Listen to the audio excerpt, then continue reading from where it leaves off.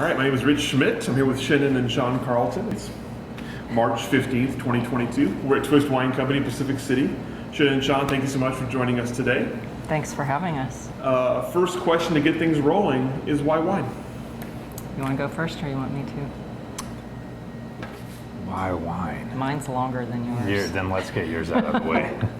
I wasn't really given a choice with a name like Chenin. My mom was pregnant with me when she and my dad planted Chenin Blanc grapes in Southern California and named me Chenin after those grapes. So I was pretty much put to work in the vineyard at an early age, suckering the grapevines, getting up in the wee morning hours to do the pump overs in the winery, whatever needed to be done. That was the child labor. What about you, Sean? My first exposure to real wine was in college. I attended the University of California, Santa Barbara, and was a biology major, and was really spending most of my studies in microbiology. And for my 21st birthday, I went wine tasting in Santa Barbara County and fell in love with wine on a level that was a lot more intellectual than what I had been, drinking before. And I just kind of thought, well, I'm already studying biology, why not study biology of wine? And so I tried to orient myself around the things that would be beneficial to winemaking. And at the time I was in college, my mom moved to the Napa Valley. So once I graduated, I had a free place to crash for a little while. So I went up to the Napa Valley and jumped right in. So we'll start with you, what about wine? You mentioned kind of on an intellectual level and an exciting wines. Tell me about what about wine and the process of learning wine was exciting to you? One of the places we went in Santa Barbara when I was doing my 21st birthday was a winery called Gainey, and the tour guide there was really great. He was an assistant winemaker, and so we started off in the vineyards, and he was talking about the things that were going on in the vineyards, photosynthesis and nutrients and rootstocks, and then we went into the cellar and he was talking about fermentation and yeast and propagation, and those were all things and terms that I was familiar with from my studies but had never really thought of it in terms of real world applications. And up until that point I thought, maybe I'll go into pharmaceutical sales or something like that, and I just thought, wow, here's something that's really fun, and it sort of ties in with the stuff that I'm studying. Even though there wasn't a winemaking program at Santa Barbara, it was very similar to the things that I had been studying, and I thought, this is awesome. I can combine both things. I can combine being passionate about wine and at the same time having it be a science-based approach, and it was actually using my college degree. It's a novel concept, right? I know, so odd. And Chenin, you mentioned kind of not really ever having a choice. I mean, like you said, being named Chenin from the start, you're just heading down that road. So tell me about growing up in wine, and at what point did you either kind of realize it was something you wanted to do or decide it was something you wanted to do as you got older? So it's kind of funny you ask it that way, because growing up, people would always ask me, what's it like owning a winery or working in a winery or being in a wine family? And I'm like, I don't know anything different. Like, I don't know anything otherwise. So it's just what we did. My brother and I were put to work at a young age, working the vineyard, working in the winery, working in the tasting room. You could get away with it back then. And so I didn't know anything otherwise. Like, I just thought that's what you did with your life. But as I got older and wanted to explore more, and I did some traveling and got to visit wine regions in other parts of the world. Still a teenager, so not sure what I'm going to do with my life. I started to question, like, what do I want to do with my life? And I had moved to San Diego and gone to San Diego State for a couple of years, going to school there. Again, not really sure what I was going to do. And at some point, my best friend, whose family had also owned a winery in Temecula, where I grew up, they had moved to the Napa Valley, and I called her to see if I could maybe crash with her while I looked for a job and a place to live. It was that kind of what are you going to do with your life moment? Do you want to stay in the wine business? But I needed to see it from outside the family perspective. For anyone who's tried to work the family business continuously, it can be challenging. So I moved to the Napa Valley, and I mean, I had like a couple of suitcases, a case of wine, and a bicycle. And I got a job at Chandon, rode my bike to work every day, and just started there. Started taking some classes at the community college there, and decided that wine was what I wanted to stick with. Well, before we get back to Napa for both of you, I'm curious about Temecula. Obviously, we've heard a lot about Temecula through our work here, and as one of the many California wine industries, not one that's obviously talked about as much or thought of as much as some of the ones towards the north. From your recollection, what was the Temecula wine industry like growing up in it? So my parents are credited with kind of inadvertently finding it as a wine growing region. They planted the first commercial vineyard there in the 60s, and it's kind of interesting now, having moved to Oregon now,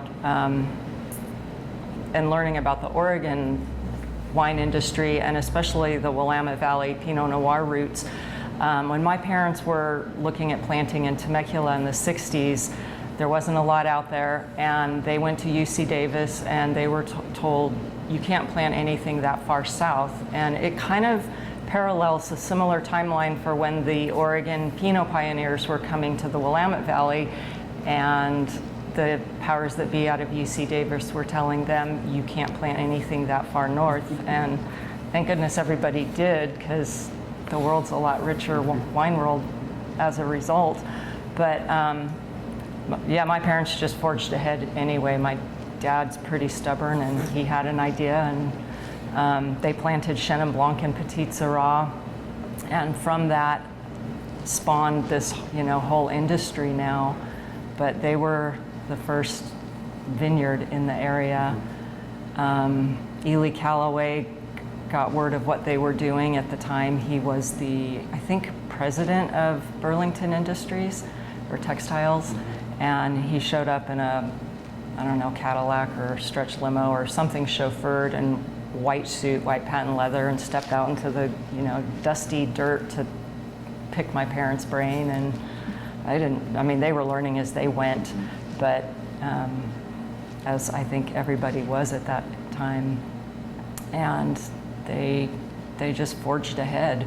And we were home winemakers for the first 10 years of my life, and then when I was 10, we started a commercial winery and just did it. To your dad's credit, there was a weather station in Temecula because of a lot of there had been a lot of cattle there at one point at the Vail property, and to his credit, he looked at the records from the weather station and compared them to the records of Napa Valley temperatures, and found that temperatures were very similar during the growing season between that part of Temecula and the Napa Valley. So he wasn't just completely going out on a limb. That's so interesting. How did as you were there, how did the Temecula industry grow while you were kind of observing it? When I was growing up, it was pretty small.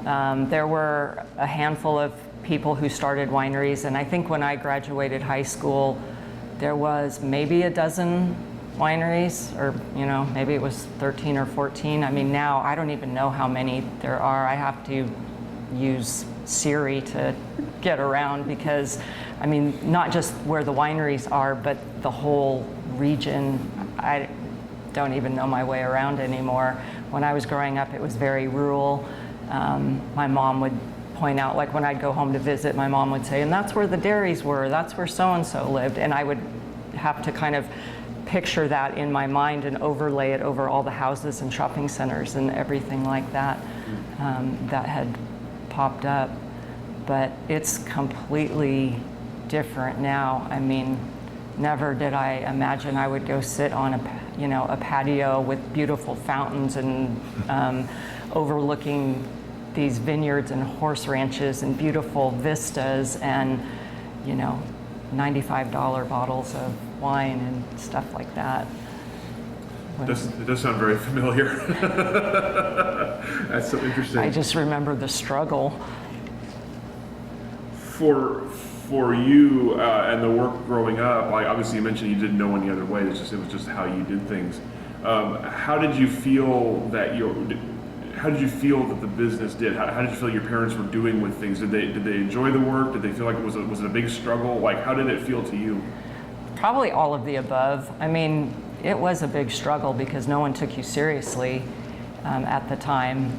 I mean, it was really hard to be taken seriously. And even when I moved to the Napa Valley in my 20s, like someone would find out you're from Temecula and they'd laugh at you, kind of thing. So they worked really hard to be taken seriously, you know, to make the wines that they made and get them onto store shelves and into restaurants and stuff like that. So it was a labor of love, but it was a lot of hard work. So Sean, you mentioned that you got to Napa and just kind of hit the ground running. What was the first thing for you as you decided to kind of dive deeper into wine there? What was the first thing you did?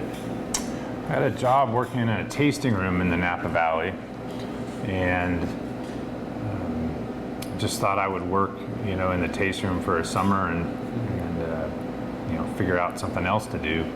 And I ended up really enjoying it, so I ended up staying for a long time. And so working in the tasting room led to being into sales, and then being into sales led into being into management, and it just kind of moved on from there.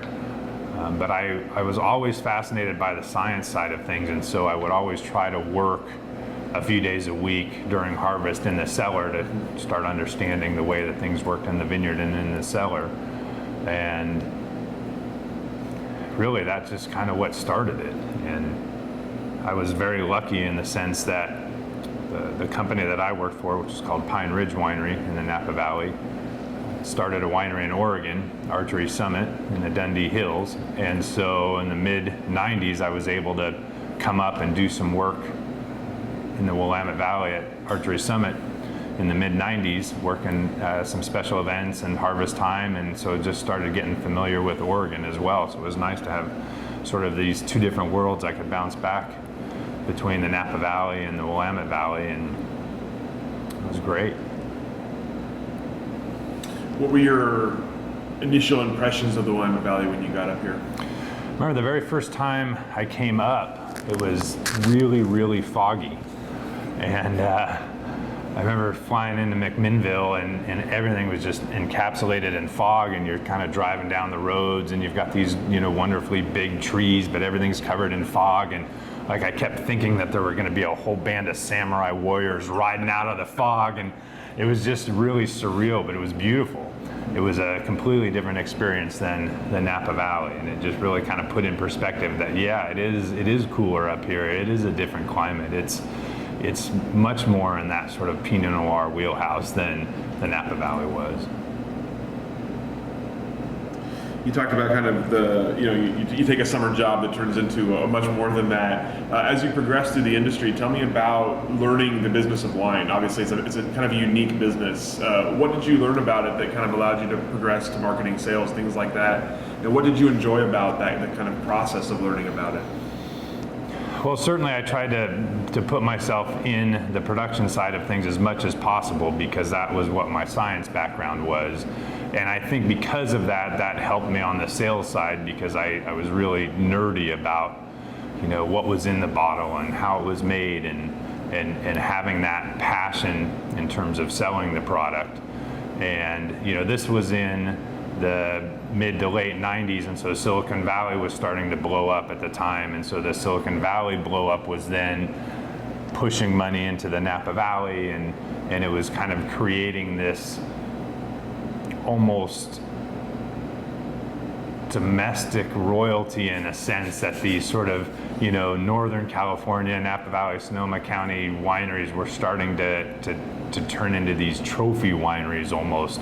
A lot driven by some of that Silicon Valley, that new money, that instant money, the stock options. And so it was really fascinating to be out there selling product, and I was trying to sell it based on, quality in the bottle and the things that were happening in the vineyards, and the company that I worked for had a very strong commitment to vineyards, and we were almost exclusively estate bottled, and we like to make wines from different regions of the Napa Valley, so we were bottling by appellation. So we had a Stag's Leap District wine, we had a Rutherford wine, we had a Carneros wine, we had a Owl Mountain wine, and so it really kind of drove the idea that this sense of place, this sense of uniqueness within a small geographical region was a premium value. And that really kind of helped orient me towards Oregon when we came to Oregon, and start realizing you have the same kind of thing here. And that was at the time that the appellations were really starting to blow up here in Oregon, with the Dundee Hills and Chehalis Mountains and the various different sub-appellations and AVAs within the Willamette Valley. And so you had these kind of two things going on at the same time. You had, for me, my knowledge was growing, and then the industry itself was growing, and you had all this money coming into it. And so it was just a really fascinating time to be moving through the system in the wine industry. As you were selling wine, you mentioned obviously a lot of different reasons for people to buy wine. I'm curious, at that point, what did you feel like people were buying? Were they buying brand name? Were they buying region? Were they buying how were you selling wine? What was what were people looking for? Napa Valley was a big selling point, certainly. But it was, at the time that I was doing it, and when I first started, I was mostly in Northern California, and you kind of had a merging of a bunch of different things. The slow food movement was a big thing that was going on at the time. You had the sort of counterculture restaurants like Chez Panisse in Berkeley with Alice Waters, and it was really more focusing on the slow food concept, which was, making food for quality rather than quantity, and finding small producers, finding high quality ingredients, finding things that were maybe only in season as opposed to things that you could get all year round, to take advantage of that. And that was something that was paralleling what was going on in the Napa Valley at the time with wine, is that you were having this next phase of wine coming in where there was a much larger focus on quality than there was on quantity. And so you started seeing newer clones coming in, you started seeing lower yields in the vineyards, you started seeing vineyards and wineries trying to plant vineyards with higher densities to drive the quality up. And so there was this sort of mirror from what was going on in the gourmet food scene and restaurants in the Bay Area with that kind of slow foods approach. And then the same thing was happening on the wine side, where you start seeing wineries and winemakers trying to orient their vineyards around that same idea of driving for quality rather than quantity. And so as that progressed, I definitely saw a noticeable trend in wine sales towards those products that were, visibly seen as more quality oriented. Interesting. So Chenin, you mentioned you weren't sure about things, and you ended up back in Napa Valley.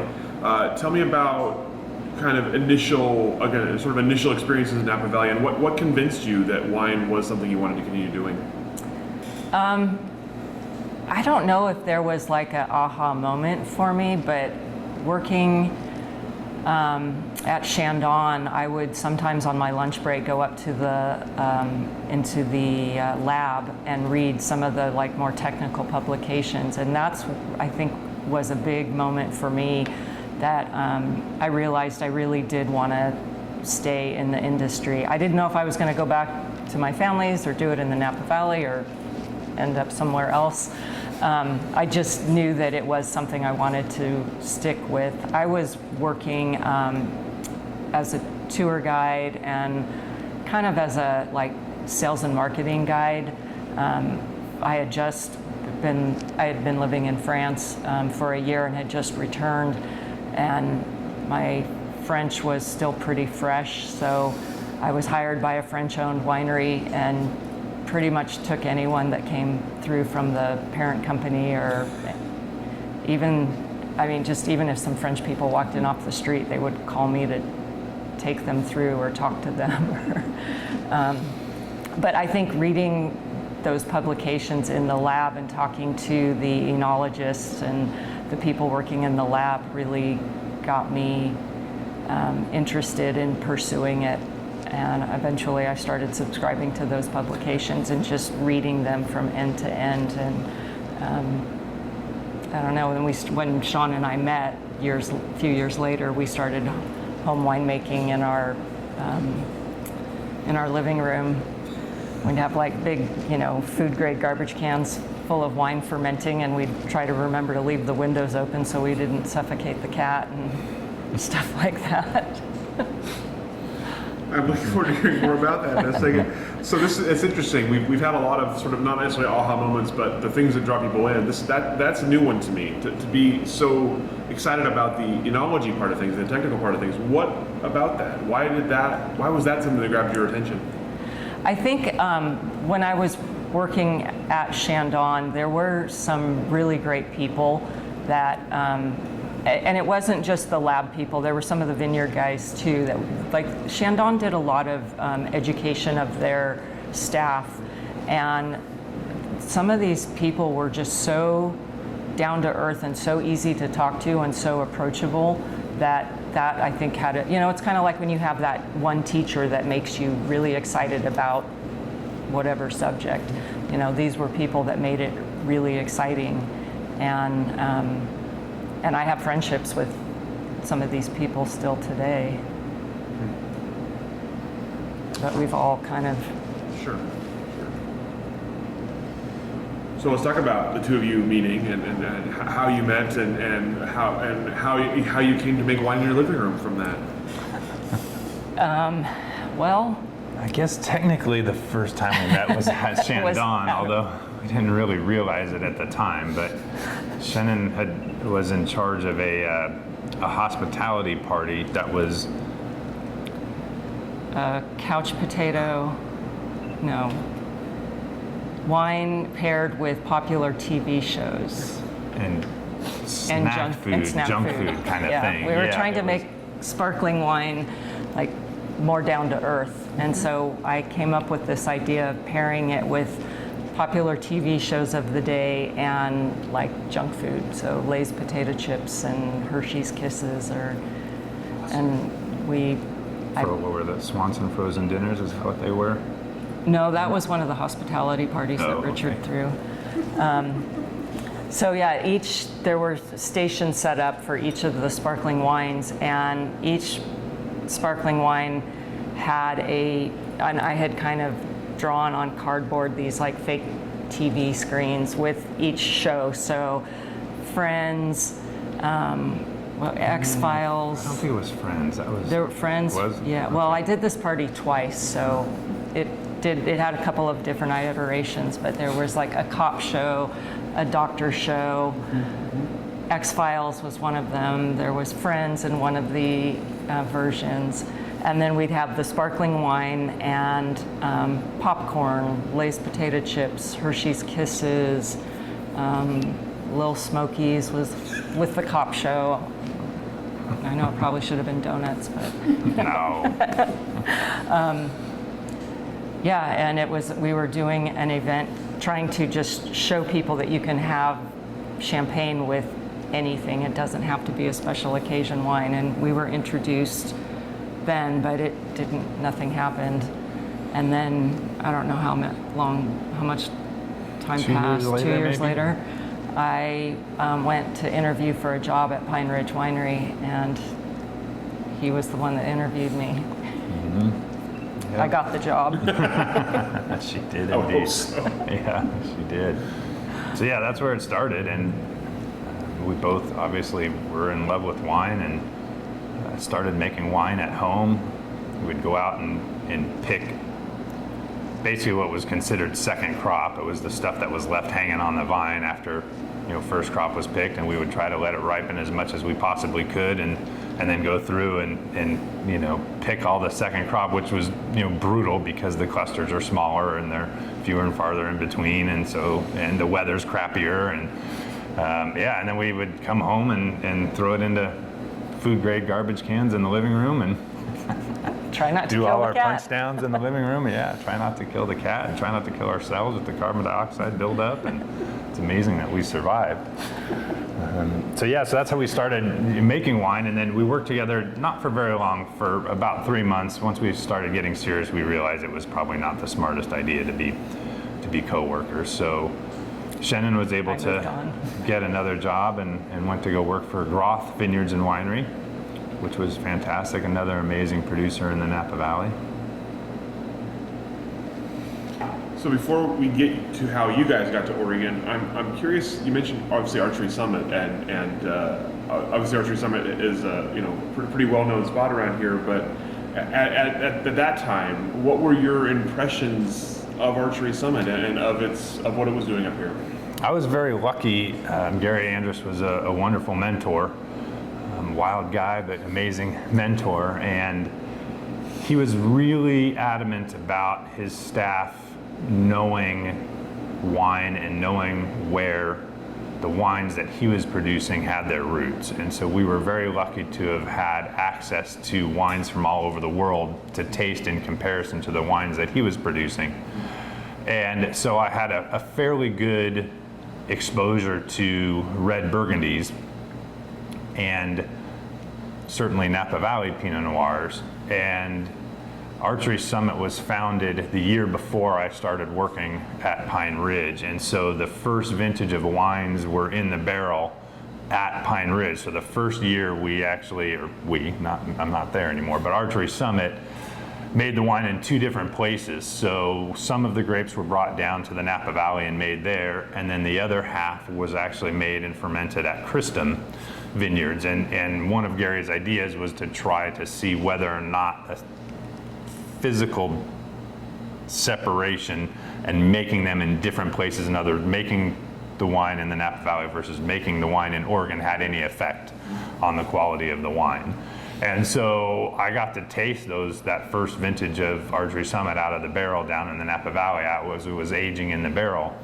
And then I got to fly up to Oregon and taste it in the barrel at Christum before it was ever bottled. And so it was really neat to see, and luckily we had that exposure at Gary's insistence at red Burgundies, and so we got to see the difference between Napa Valley style Pinot Noirs, Oregon style Pinot Noirs compared to Burgundies, and it became very clear to me at the beginning that A, Oregon was much more like Burgundy, and B, that Gary's style was to make heavier style Pinot Noirs. And that has always stayed with me, that preference for a little bit heavier style Pinot Noir. But it was really fun to watch those wines develop in that first year. And then the second year, everything was made up in Oregon. And then as that was happening, the caves were being dug out and built, and the winery was kind of being built around it. So the first couple of vintages of Archery Summit were as the facility was being built. And so it was really neat to see that right from the very beginning of that first vintage, and then to watch it progress as more and more of the vineyards started taking hold. That first few years we were purchasing grapes from other people as the vineyards were maturing and taking hold, and then to watch the evolution as it became more of an estate bottled operation was really fun. So you've met, you've gotten starting to get serious. You're making wine together in your house. At that point, what are you thinking? Are you thinking that eventually you'd like to have a brand together? I mean, what's the plan at this point, and what are you thinking next? I think we knew pretty early on that we had some similar ideas as far as that we wanted to take it further and have our own winery. And I think one of the really big things for me anyway was that we realized we had some similar ideas on how we wanted to sell and market wine, because it can get so, I always called it Niles and Fraser Crane. And I had gotten involved with a group that in Napa that was trying to kind of promote wine to younger people, to our generation at the time when we were younger. And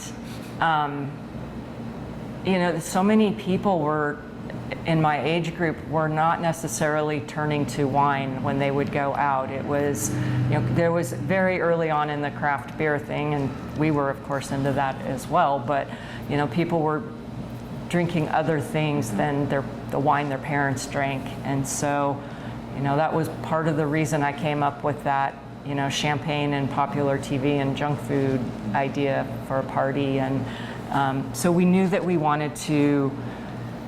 had similar ideas in like how we wanted to run our tasting room. We always knew that we wanted to have beer in our tasting room, which was completely unheard of then. And so we actually did write a business plan for the Napa Valley. We had no idea how we would ever pay for that, get the money, get someone to believe in us, to invest in us if we wanted to go that route. But we did the exercise. One of the things that we found was that there was and I alluded to this a little bit earlier with sort of the Northern California almost becoming this kind of domestic royalty, there was an exclusivity involved with premium wine that started becoming a primary driver of the marketing. And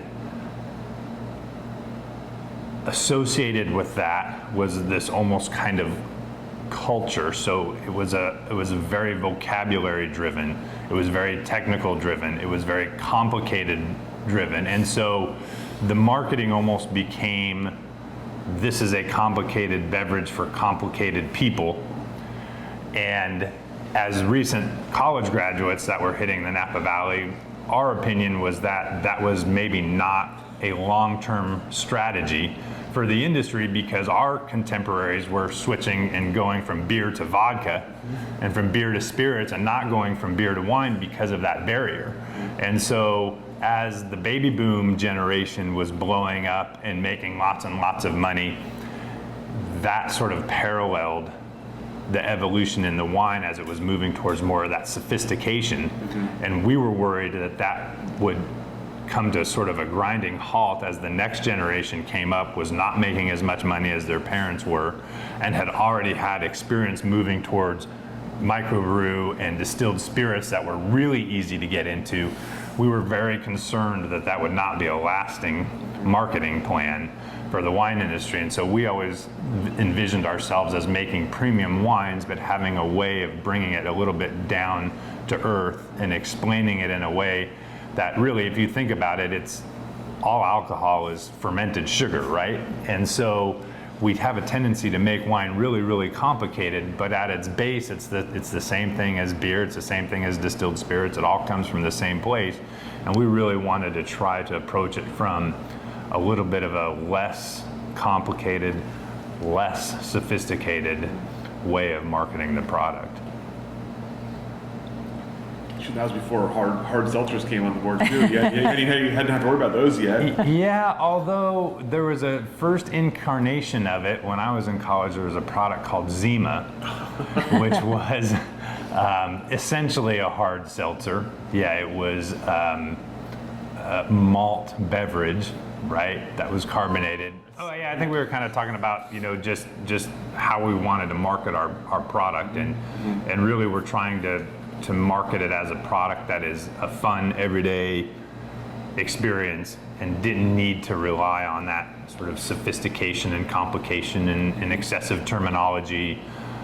And so when we had written our business plan, that was our goal, was to have a winery and tasting that would be more education oriented and really have that direct one-on-one interaction with our customers where we could break it down. And that was one of the things that I made for a goal for myself, was to take what I had learned in college and the science that I had learned behind it and try to distill it down into something that was a little bit easier for people to understand, so that we could present wine as something that was fun and you could make it as complicated as you wanted to. And so taking things like talking about the ripening of a grape and how we pick a grape, and comparing it to a bell pepper. The difference between a red bell pepper and a green bell pepper is time.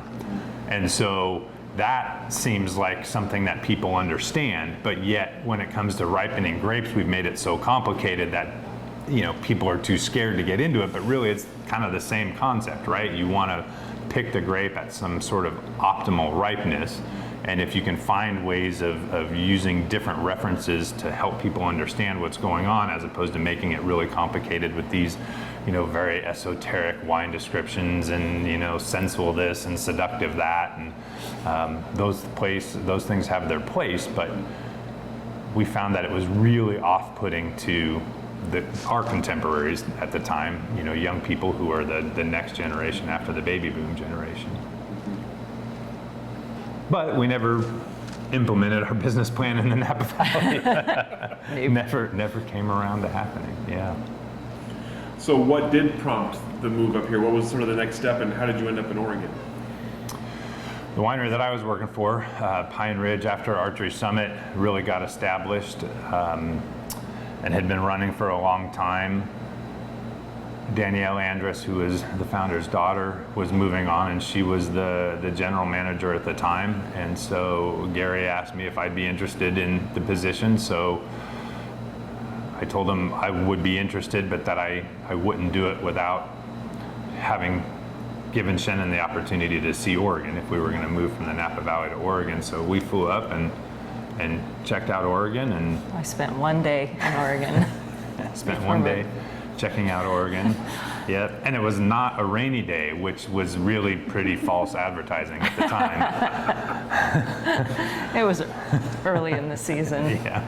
So, yeah, and we just, I had been slowly falling in love with Oregon, and the industry in Oregon was very attractive to me in the sense that it reminded me of the way the Napa Valley was when I first got there, where it was a much more cooperative wine scene. And you helped your neighbor out, you shared equipment, you worked with each other to drive a unique and a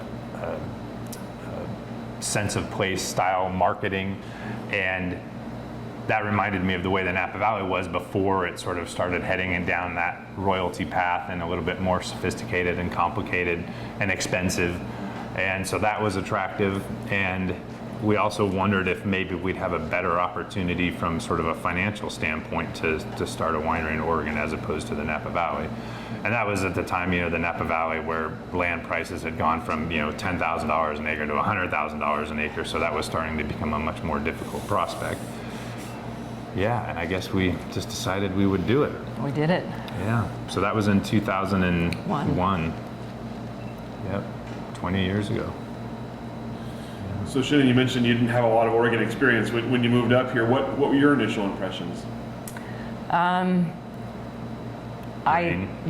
Well, it was beautiful for about 2 weeks, and when I got here. So the first thing we did was go get me a Columbia rain jacket and went to a few wineries. I remember being struck by Elk Cove because the colors were changing and it was just so beautiful over there. And then it started raining, and it was a super wet year that year. I forget how many days, dozens and dozens and dozens and dozens of days in a row we went with I think it was over rain. 100. It was crazy. It was some crazy, but I just went for it. I didn't have a job right away, and so while he was at work, I would go around, and we were set up in an Archery Summit house for the first little bit when we moved here, which was nice. It gave me plenty of time to kind of get a feel for the lay of the land. And so I would go out and with the compass, because it was before our cars had, or we had phones with it, and would just go look at properties. And we were looking for a piece of property that we could plant a few acres of vines on, and I would go out during the day and just check off the list of properties, like this one might work, this one won't work, and then we just went from there. And eventually I did get a job. I got a couple of part-time jobs working for some wineries, but I don't know, it was fun, but it was challenging all at the same time, trying to kind of get to know a brand new place and people that we knew from our Napa days at the time wanted us to just jump right in and start making wine, and boy, do I have great Pinot Noir grapes to sell you. And I'm like, I'm not ready for that yet. Like, I need to get a feel for this place first. And then when we were ready to start making wine, the sideways effect had taken hold, and none of those grapes were available. But that's okay. It wasn't meant to be. And what were your impressions of the Oregon wines at that point, of what you were drinking as you were out around, and of the people making them? What did you think of the industry? wonderful wines, and I did get to go out like that first Thanksgiving and visit a couple of wineries and taste the wines and meet the owners and winemakers. I would also go to the Ponzi wine bar in Dundee, and they had the Ponzi wines, but they always had guest wines too, so I learned a lot by just going there and hanging out and tasting different wines and taking home a different bottle of wine for Sean and I to have for dinner. But I thoroughly enjoyed all the wines that I was tasting and trying when we first got here. In the late 90s and early 2000s, it's kind of hard to go back and think about those times, but it was hard to sell Oregon Pinot Noir then. And there were groups of wineries. We would get together and we would go out and we would do these road shows where we would go out across the country and try to introduce various parts of the country to Oregon wine. And Pinot Noir was still considered a second-class citizen back then. It was an all Cabernet world, all Cabernet, all Chardonnay, and doing anything else was a challenge. And yeah, Chenin alluded to it. And that movie Sideways came out, and it's like all of a sudden Pinot Noir was really trendy. And it's just amazing the difference that it made, because that, even though it was a sort of a B-level circulating movie, it had affected enough people that, now people want to talk about Pinot Noir. And so it's amazing how much easier that made, marketing Pinot Noir. But it was happening at the time that Oregon was really coming into its stride, where, you have that first 10 to 20 years of just, as an industry, figuring out the region and the climate and the winemaking and the barrels and all of that kind of stuff. And then as it was getting into its prime, that movie came out and really just kind of helped bring awareness to Pinot Noir in general. And I remember doing sales and marketing on the road for Archery Summit when I was the GM, and visiting with accounts and with salespeople and trying to come up with ways to orient people around just how high quality Oregon Pinot Noir was. And I had gotten to the point where my computer skills were good enough at the time that I was able to basically take all of the Pinot Noir reviews from Wine Spectator magazine from the year, and I was able to do it electronically and put it into a database and a spreadsheet and figure out that the highest scoring wines were coming out of Oregon. And so there was a very strong correlation there. And so to be able to take that and then present it to people to show them and say, hey, look, it's not just that we're saying that Oregon Pinot Noir is amazing. It's that if you look at all of these scores in aggregate, and obviously this was just one publication, that there is a very strong correlation that the highest scoring ones were coming out of Oregon. And it just really kind of helped, I think, drive home the notion that quality aspect, that matching the climate to the way that the grapevine itself, the Pinot Noir vine, sort of evolved over thousands of years, it really helped drive home that quality aspect. So with your work at Archery Summit, you're now in Oregon, working from the Oregon side, selling, like you mentioned, selling Oregon wine, struggling with a grape that no one cares about yet, for a little while at least. What were your impressions of the way the industry had developed in terms of sort of the infrastructure of Oregon wine versus what you'd come from? Where was it in its evolution as an industry, and how much did you see it change while you were working at Archery Summit? Sure, yeah. I mean, I think, like I was saying, it was kind of that dynamic time in the Oregon Pinot Noir industry, where you were going from some of the pioneers who had really, like Shannon was talking about earlier, bucked the trend from Davis saying you can't grow grapes in Oregon, right? To saying, oh, absolutely you can. You match the grape to the climate, And you absolutely can grow Pinot Noir in Oregon too. Not only can you grow Pinot Noir in Oregon, but you can grow really, really good Pinot Noir in Oregon. And there was this sort of collective chip on your shoulder. You know, all of the producers in Oregon were like, we know this is amazing. Now we just got to get everybody else to understand that was amazing. And the collaboration, I think, was really incredible. And that was a key aspect of marketing Pinot Noir at the time, was the collaboration, where we knew that if we just went out as one entity, it was going to be a hard sell. But if we got together and we put, you know, 6 or 7 or 8 or 9 wineries together and did this traveling road show, that we could, number one, show that A, we're a neat community and that we all care about each other, and B, it was exposure to that many more Oregon wines. And so we could go in and we could do an invasion of New York City, or we could do an invasion of Atlanta, or we could do an invasion of Denver, and just showcase the wines. And it was a lot easier to grab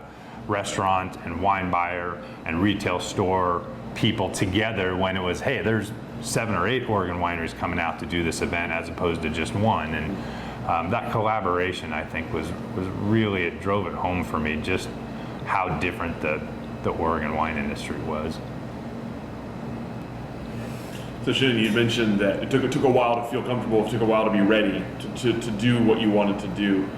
So tell me, when you were ready, what was kind of the step? How did you get the ball rolling on making your own wine?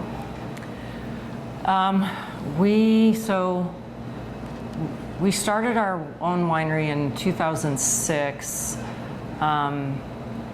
And you know, I had been working like some part-time jobs at different wineries. We had a piece of property that we had bought in the Eola Hills, but in the Yamhill County side of Eola Hills, thinking that we would put a few acres of Pinot Noir, or a couple of acres of Pinot Noir on the property.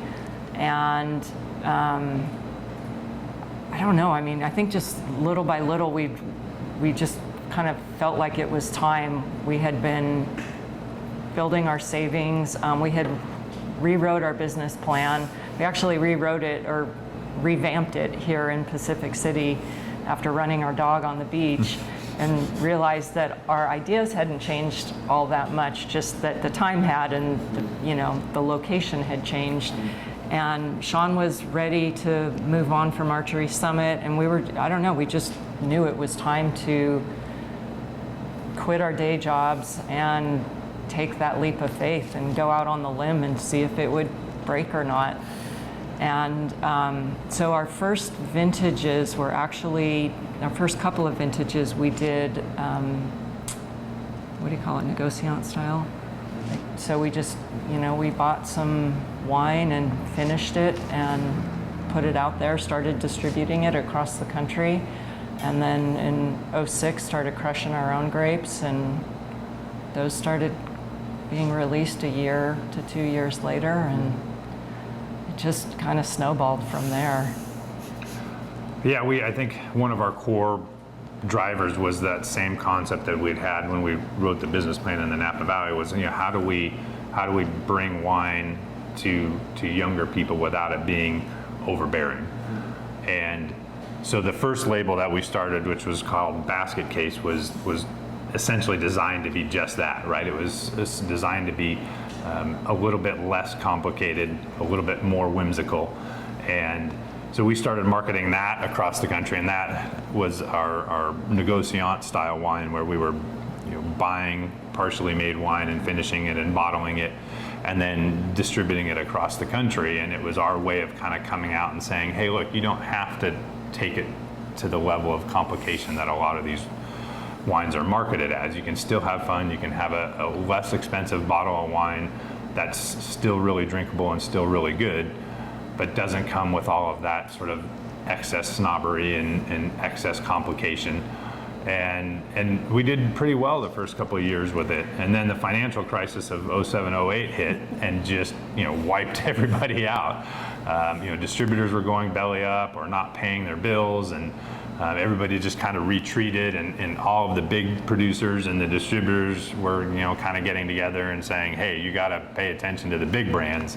And so, of course, little brands like ours got lost in the shuffle, and we decided at that point, we just want to know all of our customers personally. We don't want to be relying on the distribution system. We really, from not only a marketing standpoint, but from a strategy and a defensive strategy standpoint, if anything like this was ever going to happen again, we wanted to make sure that we had that direct relationship with our customers, so that if they did have to make a choice of how to spend their dollars, hopefully they would be spending it with the people they had direct relationships with, as opposed to, what they could just buy at the shelf at the grocery store. And that financial meltdown corresponded with us having our first, reserve wines coming into release. And so we had been working with these distributors for a few years now, with our, a more approachable, easy drinking brand, and then building them up to this reserve brand. And now all of a sudden they're like, nope, we've got a warehouse full of these wines, this price point.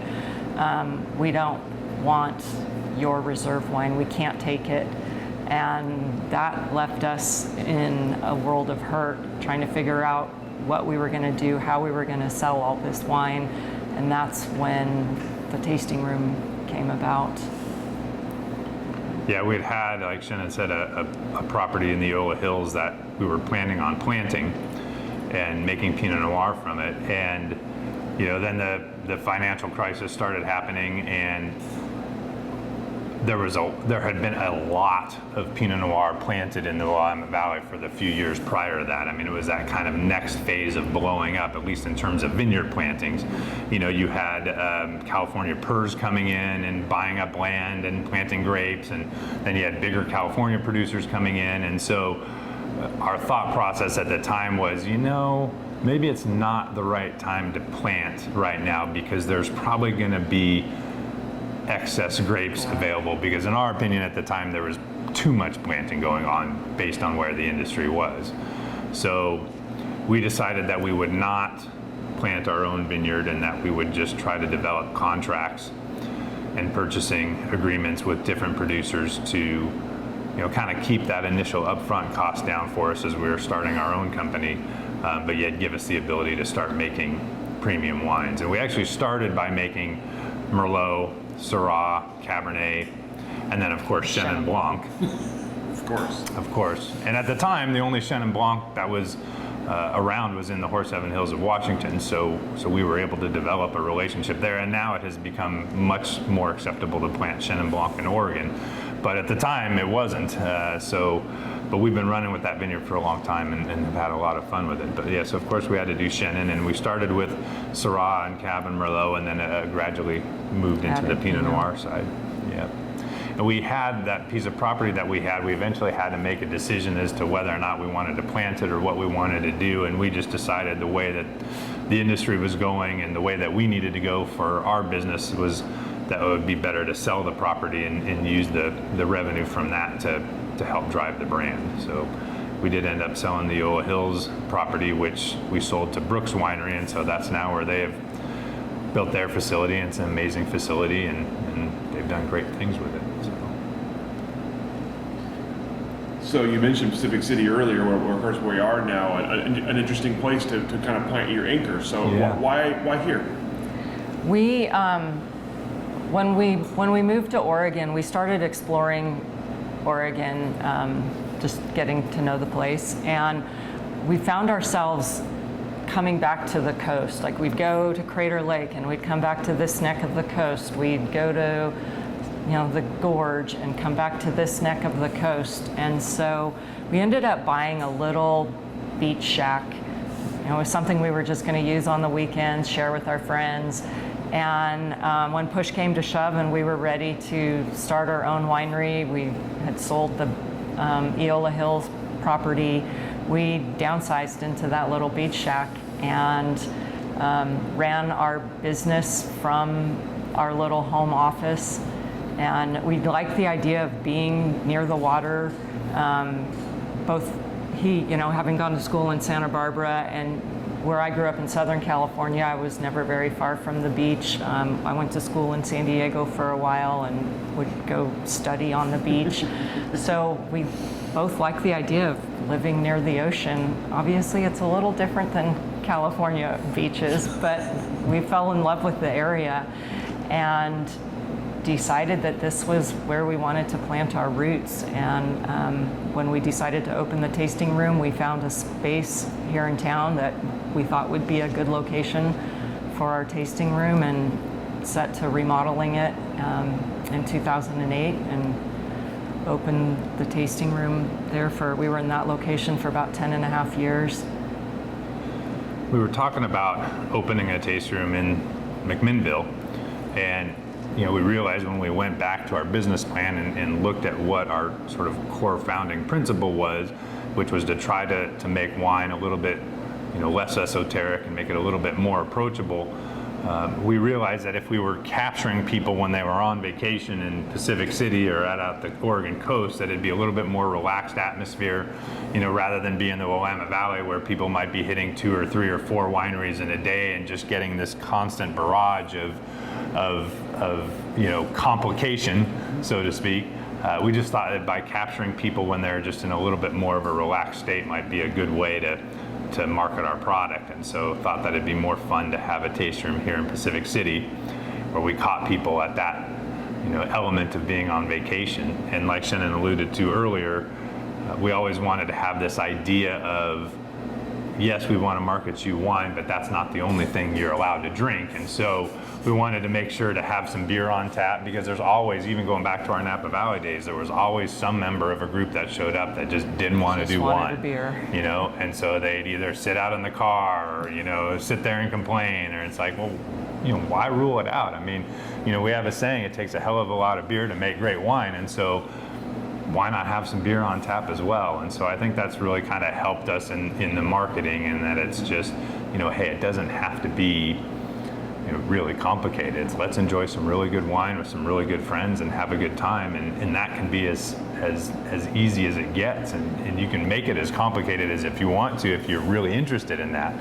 But drink your favorite wine with your favorite food and you can't go wrong. So I want to talk about the sort of the production side first, and then the hospitality side. So you've kind of set up roots here in Pacific City, but you're still making wine. So how did you sort of decide? How did that work? How did you find a place to make wine as well? We decided we wanted to go the more traditional, the negociant style, where we didn't want to own our own facility. We didn't want to have a big winery on top of a hill. We wanted to really put more of our effort into marketing the wine and having an opportunity to create the product that we wanted to, but not have to be winemakers ourselves. So we thought that the negociant model would work out well for us. And a friend of mine, Aaron Hess, had left Rex Hill and had started working at 12th and Maple Wine Company, which was really at that time trying to market themselves as that sort of negociant custom crush style facility. So we decided to pull the trigger, and that's where we made our first few vintages, was having Aaron make our wine for us, and decided that model worked for us. So we could have Aaron be the winemaker, and we could focus more on the marketing side of things, and it worked out really well. And then after a few years at 12th and Maple, and sadly with Aaron's passing, we decided to move on, and another friend of ours, Remy, had decided to open up her own place, and so we started making our wine with Remy, and had her make our wines for us. We make most everything at Remy. We do our Chenin Blanc at our Stewart, so it's kind of nice. It's right next to each other. And how, in terms of sort of, obviously for a lot of people, sort of the control is an important thing, right? Making what you want, how you want to make it. So using friends as winemakers, how have you kind of felt the balance of, giving over control to someone else while still making it your wine? How does that work for you? I think having the relationships that we have with these people, and, discussing from the get-go, like what we like, because the style of wine that we want to make might not necessarily be exactly the same style that they produce, but because we can all talk about it and taste through everything together, and again, just keep the communication going, we can get what we want, and they understand us and the type of wine that we want. Rob's always teasing me, like, the Chenin Blanc's not quite done yet. It doesn't have the acidity that you like. He knows what I want in that wine. Yeah, you know, we're pretty strong in our opinions of how we think wine should be. And I think that helps guide us. There's particular styles that we like. Certainly you can imagine the styles of wine based on our experience, and so those are the styles of wines that we gravitate towards. We like a little bit heavier style Pinot, we like a little bit more oak, we like a little bit more extraction, and so those are the types of things that we enjoy. And I think having that friendship really helps, because our winemakers know what we like. You know, they know the style that we like, and it allows us to have control over the direction that we want to go and the overall impression of the wine, but not have to be there for the actual day-to-day winemaking of things. So you mentioned the basket case was the first brand name. What point did it become Twist? Basket Case is the name of our winery and LLC, but we didn't have a tasting room right, from the get-go. So when it came time to open the tasting room, and by then we had started some of our other labels had been released, and we didn't want to, I guess, just be pigeonholed under the Basket Case label, because that had a specific following, and we wanted something that would be a little more encompassing, and we came up with the name Twist as kind of, I guess, the umbrella over all of the different brands that we make our wine under. At the time we were opening our tasting room, we wanted to have a name that would be synonymous with the tasting room, that could, like Shannon said, be an umbrella name for our company. And both of us were really into vinyl, and we were putting in place basically a vinyl library at our first tasting room. And so we also knew that, based on our direct experiences with cork taint, that we didn't want to put corks in our bottles of wine. We wanted to have everything be screw capped. So Twist kept kind of coming up in all these different things that we were doing, and so we thought it would be a nice overall name. One of the things that Shannon and I learned when we were down in the Napa Valley was that most of the wineries of the Napa Valley, and certainly the ones that we worked for, made multiple different types of wine, but they were all under the same label. So when you walked into a facility and you saw all the bottles of wine, all of the labels were the same, and the thing that changed was whether it was a Cabernet Sauvignon or a Merlot or a Sauvignon Blanc. And there might be little changes with color of the font and that sort of thing, but really all of the labels were presented as the same. And it's great for marketing, but what we realized year and year, as people were coming back and visiting, they'd come in and God, I don't remember what I bought. All the labels look the same. I don't remember which one it was. I don't remember if it was the Rutherford Cab or the Howell Mountain Cab. And so we just decided that we wanted each style of wine that we made to have its own identity. So rather than have one label with one name on it, we decided that each different style of wine that we made would have its own identity, so that if you came back the next year, you could say, oh yeah, I remember it was the wine with the naked lady on the label, or it was the wine with the crossword puzzle on the label. And so we have a few different brands. Shy Chenin, obviously named after Chenin, and that's just more of our sort of refreshing, Chenin Blanc and Rosé. And then Stumbling Block is a label that we have that we make a little bit, just a slightly sweet style wine. And then Moodlight Merlot is named in honor of Chenin's father, who was a Hollywood lighting director. And so he was always into setting the mood with lights. And so, and in fact, invented the mood light. Invented what he called the mood light, which was a mood-invoking light that you could set up in your living room to have a cocktail party with. And then our reversal label is our reserve label. And we were really drunk one night and realized that if you took the word reserve and you reverse two letters, it becomes reverse. And we knew we wanted to make a reserve label, but at that point, we knew that the word reserve had kind of lost its luster. I mean, you could go into a grocery store and buy a $5 bottle of wine that said reserve on it. So it didn't have the same kind of cachet that it did when we were first starting out in our careers. So we wanted to have the concept of a reserve wine, but we didn't want to call it reserve. So when we came up with that idea of reversing 2 letters and make it reverse, we thought that that would be a good way of designating our reserve wine. You can always tell a wine name story is going to be good when it starts with "we were drunk one night." Yeah. It's always going down. That's how all our labels get invented, is we were drunk one night. So with the location here, you mentioned a very different kind of mission than if you're in the valley. Like you're talking about tourists, you're talking about people who are maybe coming once a year, once every couple of years. So tell me about building your business here and about finding customers, and was it something where it's like, oh my gosh, why wasn't there a winery here before? Or was it like, did you have to kind of, did you have to find people that wanted to come here? We threw a big party on the beach and invited everybody that we knew and told them to invite their friends. Had a big barbecue, and yeah, when our first Chenin Blanc and Rosé were released, we took a couple cases down to the beach, dragged a barbecue down. We had homebrewed a keg of IPA and poured that for the people who didn't want wine, and kind of introduced ourselves that way, and then took it from there. Opened our tasting room, and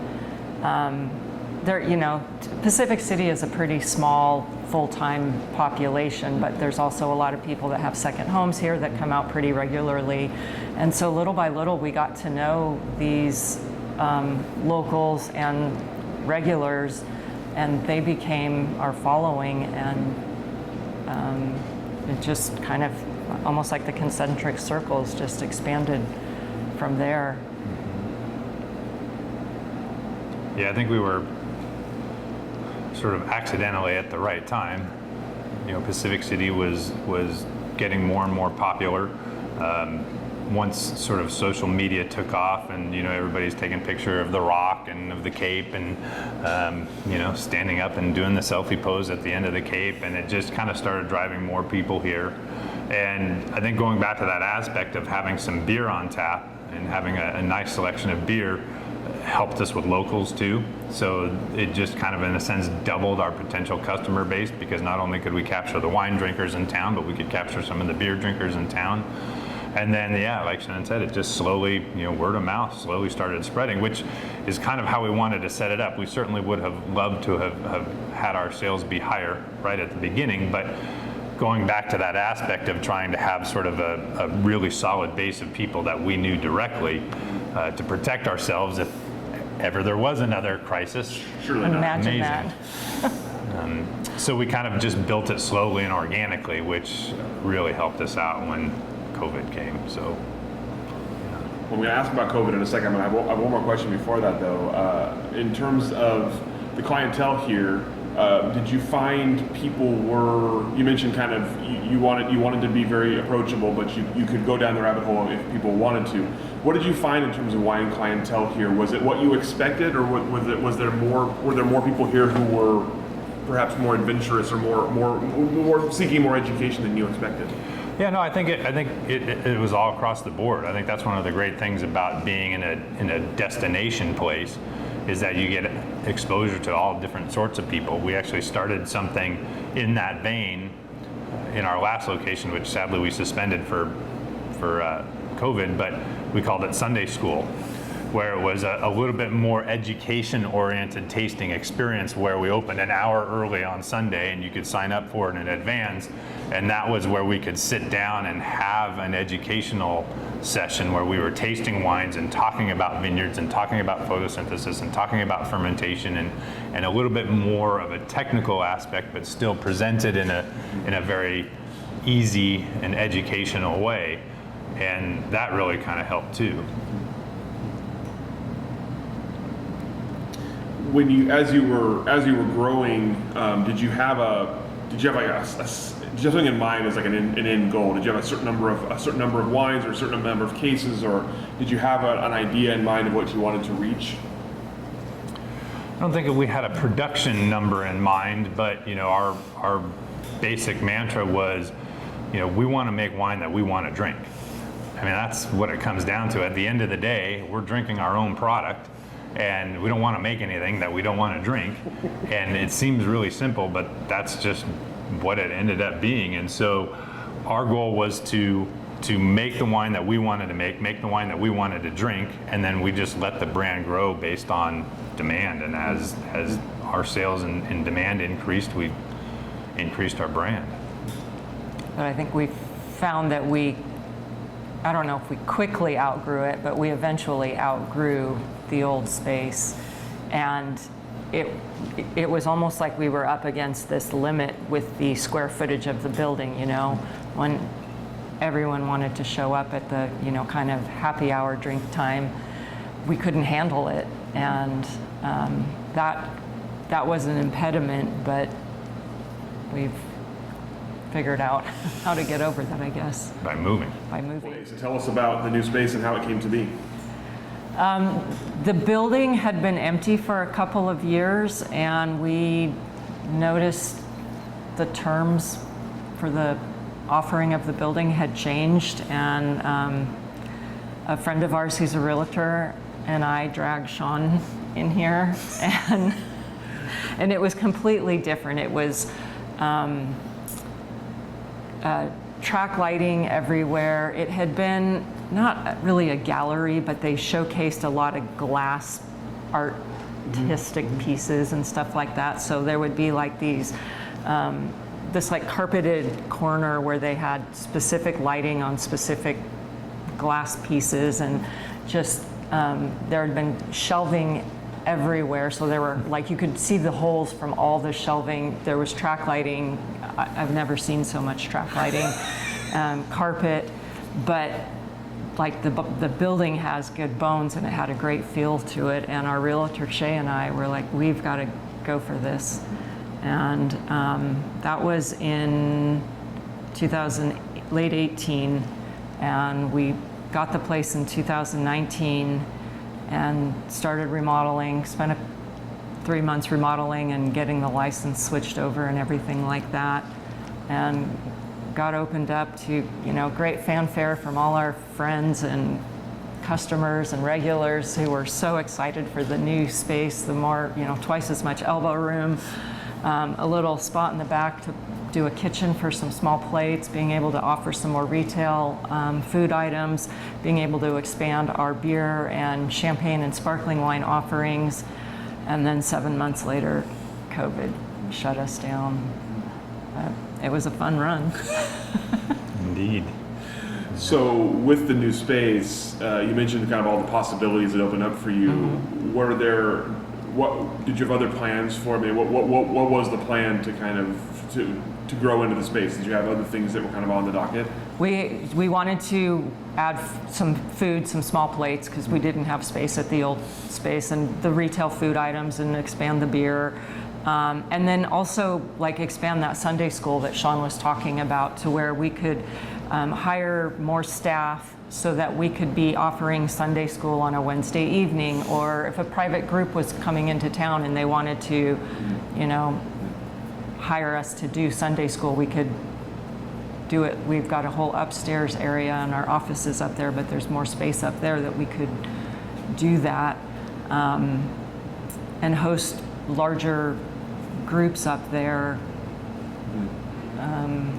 All kinds of things. Yeah, having that extra space, I think, was a real driver, and it gives us the ability to do some more in-depth type things, whether it's a poetry reading night or a movie night, or we're going to do a little bit more education or food and wine pairing now that we've got a little bit of a kitchen space. We turned the upstairs into more like a live music lounge so that we could get some live music going. And so we had lots and lots of ideas, which, will be on the table again once we emerge from this. But yeah, I had to put all that on hold, as everybody else did for the last 2 years. So tell me about that. Obviously, as you mentioned, everyone dealing with it simultaneously. Tell me about March of 2020 and sort of immediate impact, what you had to do immediately, and how you pivoted to deal with the next couple of years. kind of ties back to that sort of how we set up our business to protect us in the event of some sort of crazy crisis. That was one of the big take-home lessons we learned from the 2007-2008 financial crisis was, we wanted to set ourselves up so that we weren't reliant upon distribution across the whole country, and B, wanted to know each one of our customers directly. And so, when COVID hit, of course, our immediate reaction was we have to shut down because, the governor ordered all fun businesses to shut down for 12 weeks or however long it was. And there was a war on fun for a little while, which, in hindsight, I guess was necessary. So we were trying to figure out, okay, how do we continue to reach our customers while we were shut down? And I think that aspect of having the direct interaction with our customers and knowing our customers personally really helped us. So we were shut down, but we were open for retail sales. So we tried to move into just doing retail sales only. Having social media, I think, was a big help because we would just blast social media with whatever we had. I mean, if I got new beer deliveries in, I would post pictures of all the new cans and bottles, or we paired up with the Grateful Bread Bakery. We did pizza and Pinot on Saturday nights where Robin would come up with 3 different pizzas, and then I'd take the orders, pick up the pizzas, and deliver them to everyone in town with a bottle of our Pinot Noir. And it helped introduce our wine to some new customers in town who had been customers of the bread, but not customers of Twist, and vice versa. Well, everyone's a customer of the bread, so.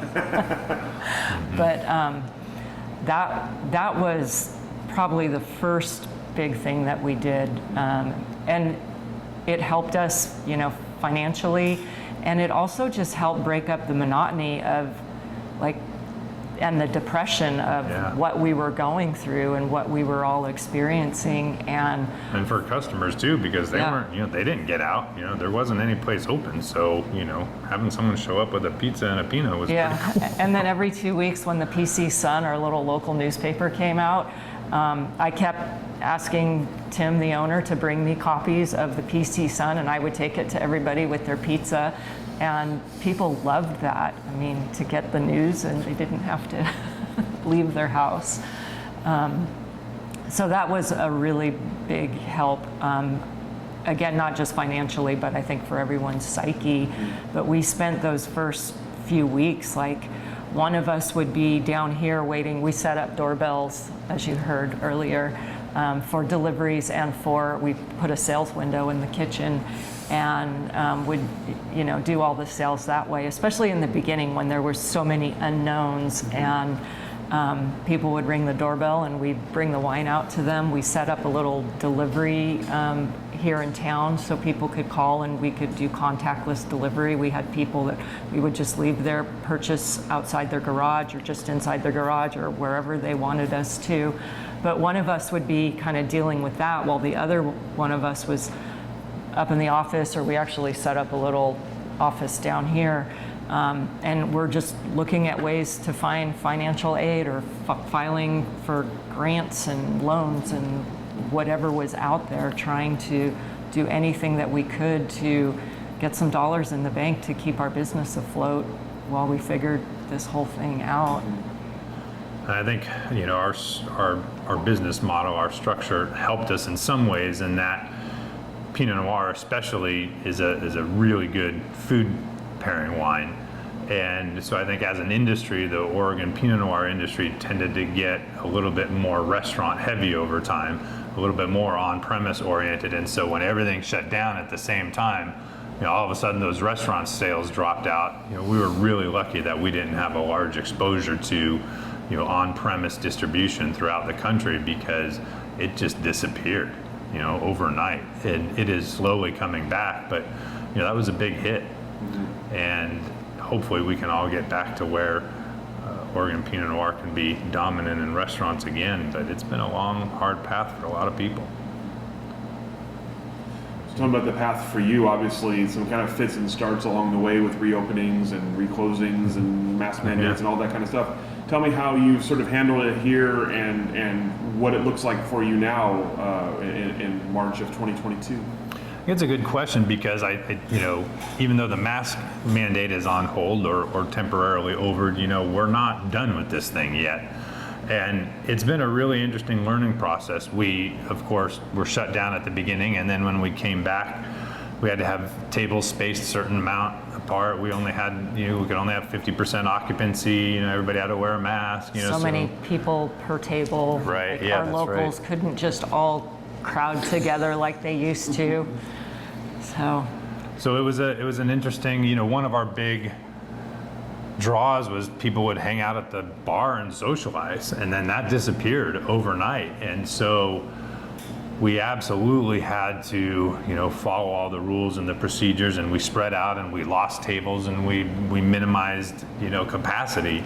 And as we're coming back, we're slowly, coming back the other direction. Our footprint is still the same. We still have large distances between our tables. We're still limiting the number of bar stools that we have. And I think there's going to be this transition period where people are going to need to get comfortable being out again. And luckily we have the space here to do it. But I think that a lot of this is going to stay. I think that it's going to change the dynamic, and at least in the short term. I don't know if we're going to have people fighting over each other for bar space in the next year, and I don't think we're going to have crowded table spacings. I think we've got to grow with our customers and understand where that comfort level is. So, as you look ahead then for your business here and for both the winemaking part of it, the production part of it, and the hospitality part of it, what are you looking ahead to now? What's coming next? Finding staff. Well, that's going to be a challenge for a little while. A lot of what we're able to do here in the tasting room is going to be dependent on staffing, and it's always been an issue out here at the coast. COVID has definitely exacerbated it.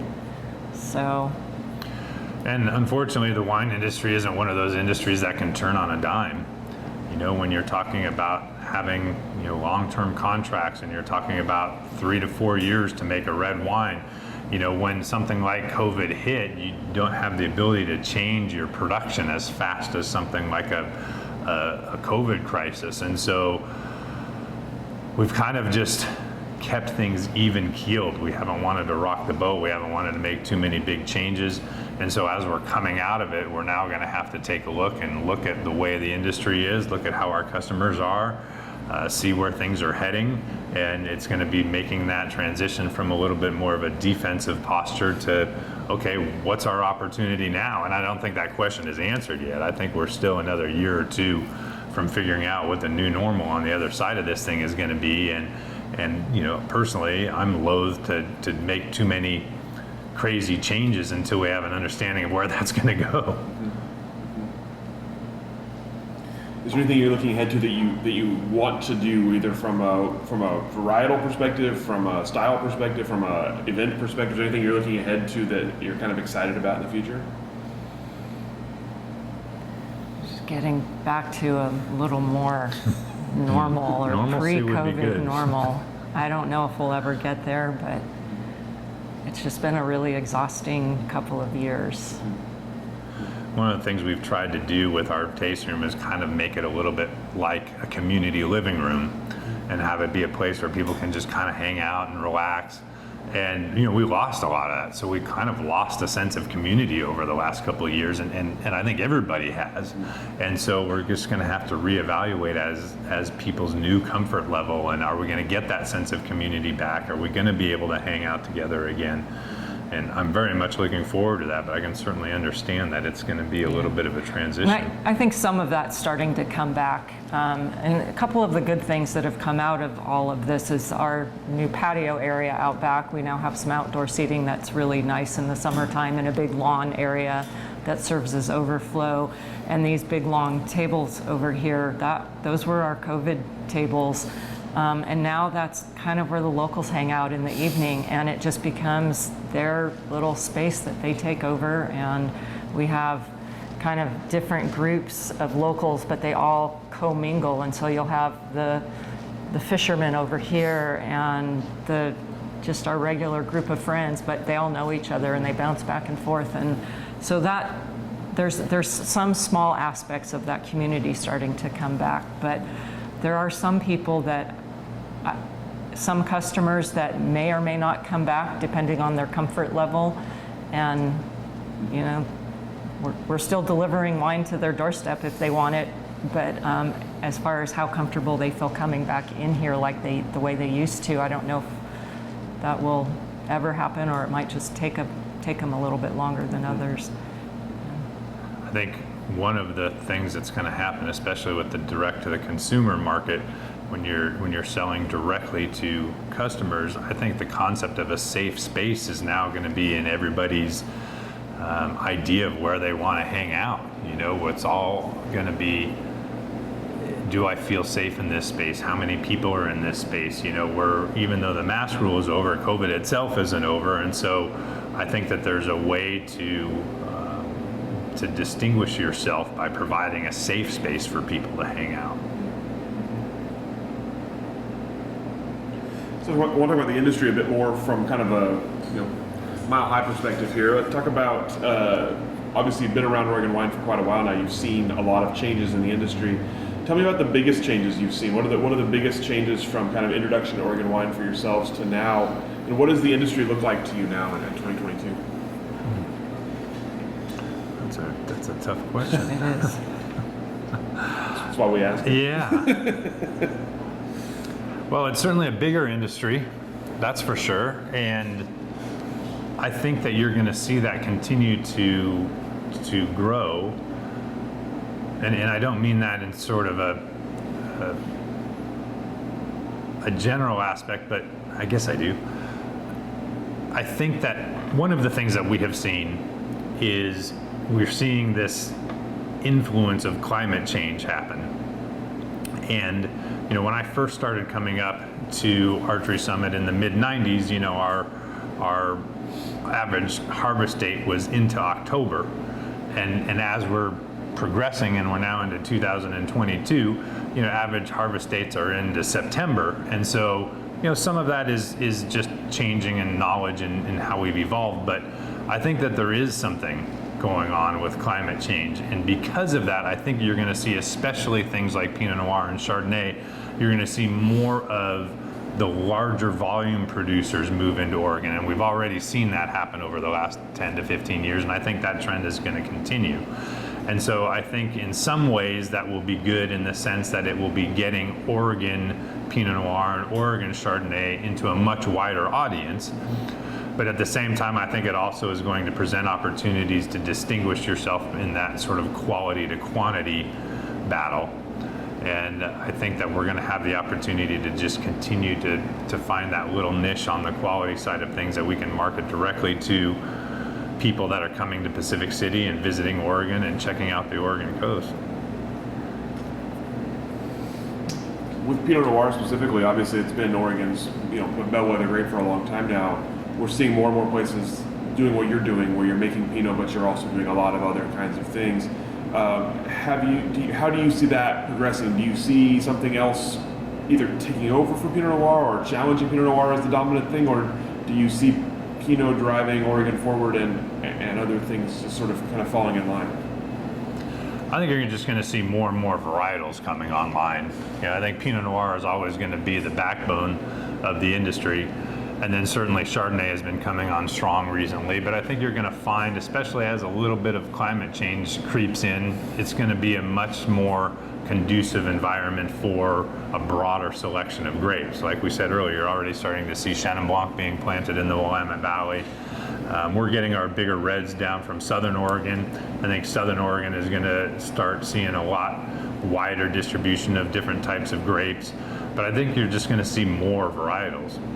And I think customers appreciate having that diversity. I mean, we've heard it here a number of times where, like, someone gets tired, they can't taste 5 Pinots in a row, and they're like, thank you for having 1 Pinot, 1 Merlot, 1 Syrah. I mean, I know everyone has their own taste, everyone likes different things and what they like, but it's nice to be able to show like the difference in these different varietals, these different wines, and what Oregon can produce. I mean, in the Napa Valley, and I use this analogy from time to time, where you have the Carneros district in the south where you get your Pinot Noir, and then as you head north, it gets hotter, and so you get into your bigger, heavier reds.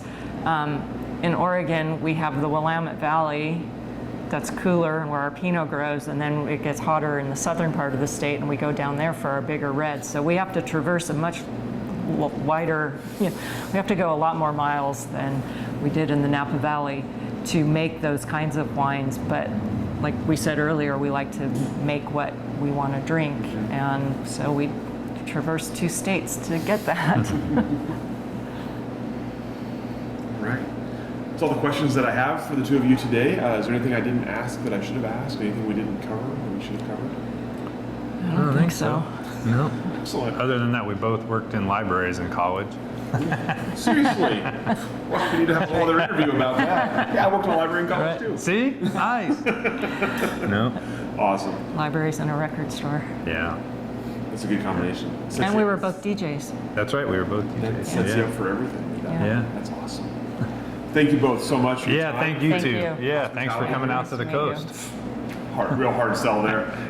Thanks for your time and your stories, and we'll let you off the hook. Sounds All right. good.